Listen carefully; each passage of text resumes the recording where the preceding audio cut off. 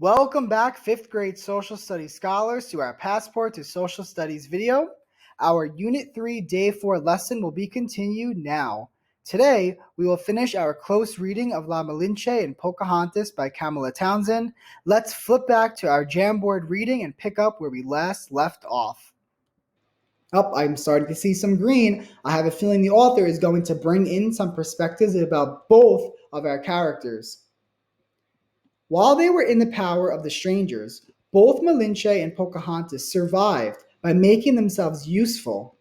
Both had been taught by their people that it was a captured woman's duty to try to survive, to have children, and to teach their children their people's values.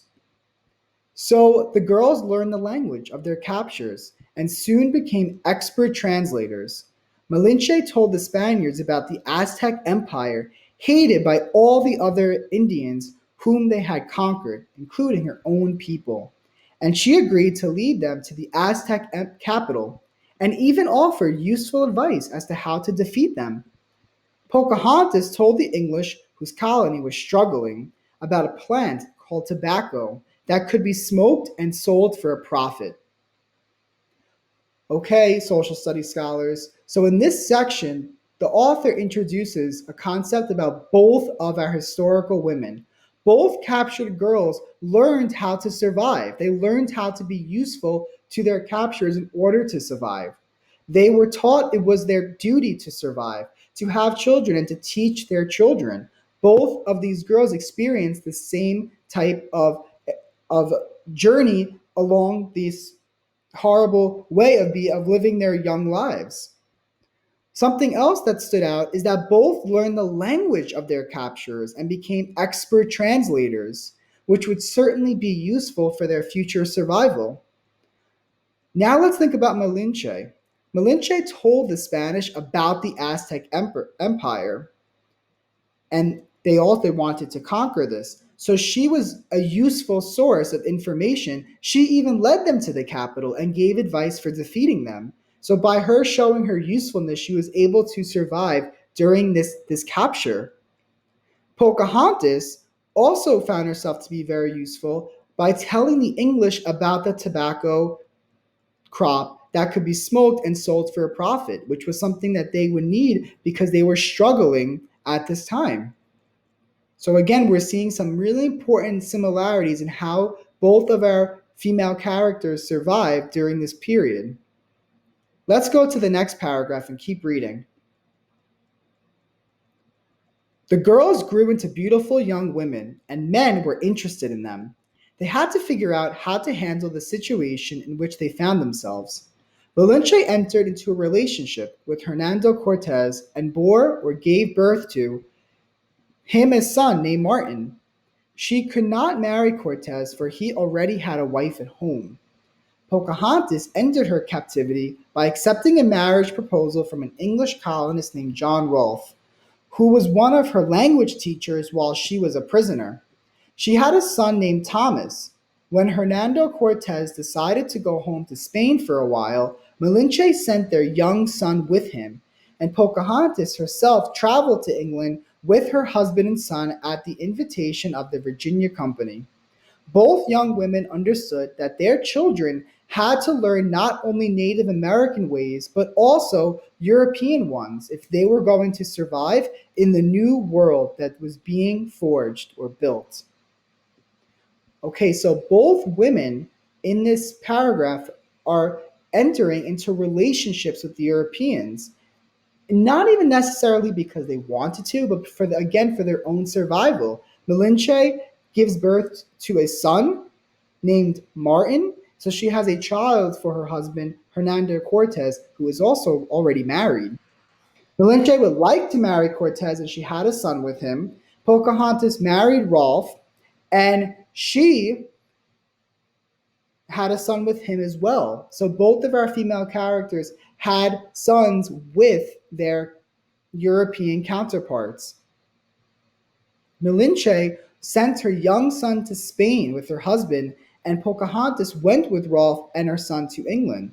So both of these women realized that it was very important for their sons to not only learn about their Native American roots, but also their new European roots in order for them to survive in this world that was changing so rapidly. Right? This was important for their future survival in this new world. Let's continue to the next section. Sadly, both Pocahontas and Malinche died in their 20s of the diseases brought by the Europeans.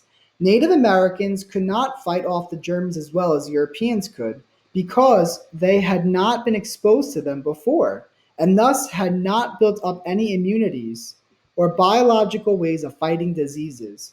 Of course, people did not understand how epidemic or widespread diseases were transmitted back then.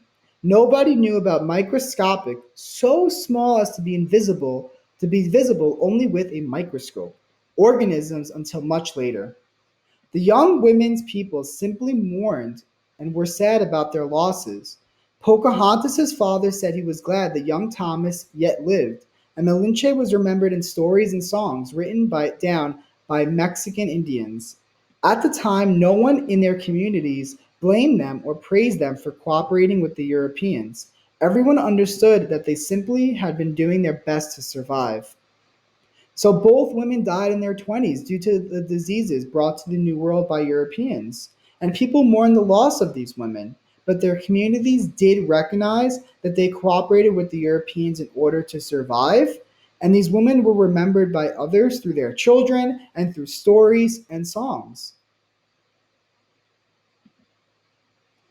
As we continue forward, let's shift our focus to not just thinking about the similarities and differences between Malinche and Pocahontas, but now thinking about why it was important for Malinche's son and Pocahontas' son to understand both European culture and maintain their mother's culture. So let's start reading this new section. Later, however, people's memories of the two young women changed. In Mexico, most people were either Native American or mestizo, meaning mixed European and Native American. They did not identify with the Europeans, but rather with the defeated Aztecs.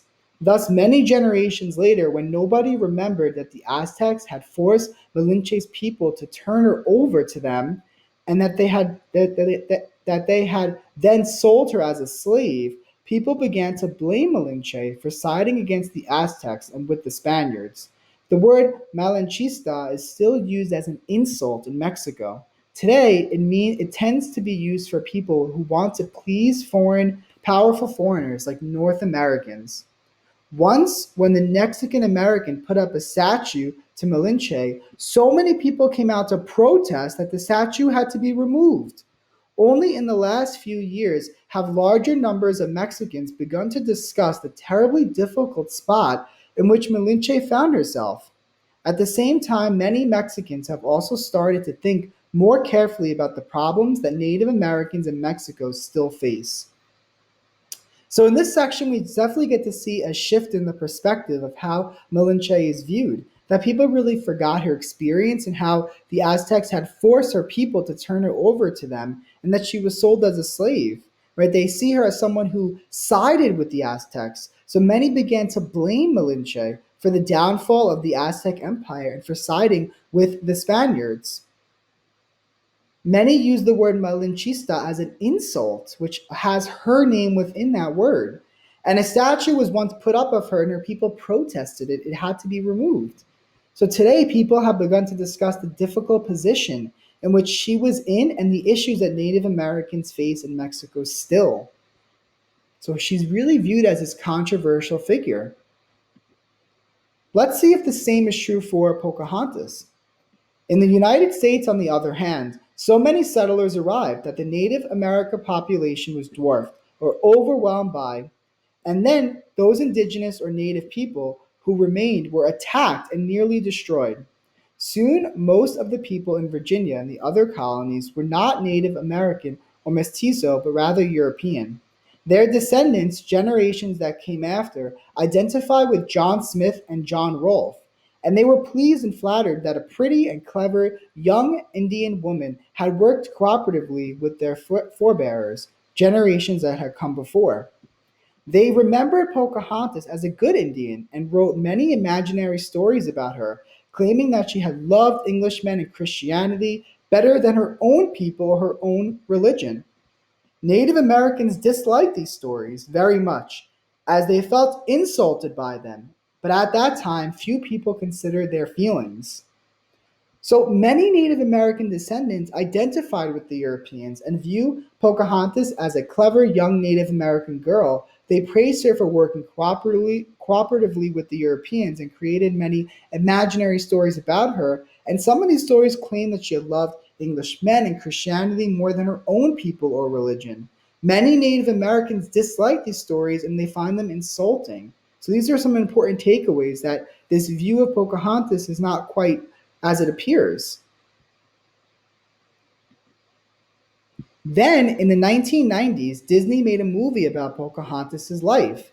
They showed her to be a smart and beautiful girl who was proud of her people and her culture, and angry with white men who did not respect it. This was a significant change and showed how much more sensitive Americans had become to multicultural realities. But in one important sense, the myth lived on. The movie makers changed the story of Pocahontas' life, but changing it so that most of the pain and confusion she suffered would not be visible, and Americans could still think happily and proudly about their country's origins without having to dwell on the pain experienced by some. So really, Disney made this film about Pocahontas, depicting her as this beautiful girl who loved her culture and was angry with Europeans' treatment of it. So the film did advance a more sensitive view of this multicultural reality, and the film allowed viewers to see Pocahontas as happy and proud of her country. However, the film also hid her suffering, so that viewers wouldn't have to think of that or view that pain experienced by Native Americans on the big screen. So think about how important it would be for Malinche's son and Pocahontas' son to know the true story behind what their mothers experienced, to understand their mother's culture and her experience growing up and what she had faced as a young Native American female. Very important. Okay, let's take a look at our conclusion that's focusing on both of these characters. Both the people of Mexico and the people of the United States do Native Americans a disservice or unfairness by failing to understand what their lives were really like at the time of the conquest. They lived in a time of a great crisis, and they did their best to make their way through it successfully. They helped prevent the violence from spinning out of control, and their strength became a part of the future nation of Mexico and the future United States. So again, it is important to better understand the realities of what the native people lived through during the time of conquest. And they lived during a time of great crisis and had to navigate that.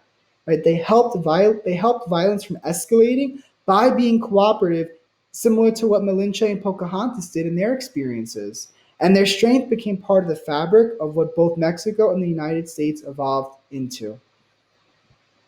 Okay, social studies scholars, excellent job reading this text together. Now we want to go back and review our author's purpose and text structure and see if our predictions were correct. So initially, we predicted that the text structure was to inform, and that is certainly correct. This text was informing us about Malinche and Pocahontas's experience and their journeys, as well as what they faced as Native Americans and how their countries viewed them later in history. The text structure for this story was mainly comparing and contrasting these two characters, and again, their experiences. Okay, social studies scholars, now you're going to take a look at these four response questions and discuss them either with your group or independently, and you can double click on your stickies to jot down some responses or some thoughts to each question. The four questions are, how have people's memories of Malinche changed over time? And you can always flip back to the story to review your annotations to help you answer these questions. The second question is, how have people's memories of Pocahontas changed over time? And then what are the similarities between the two women and what are the differences between the two women? Again, I definitely encourage you to flip back into your annotations to help you break down the similarities, the differences, and how people's memories of both of these women have changed over time.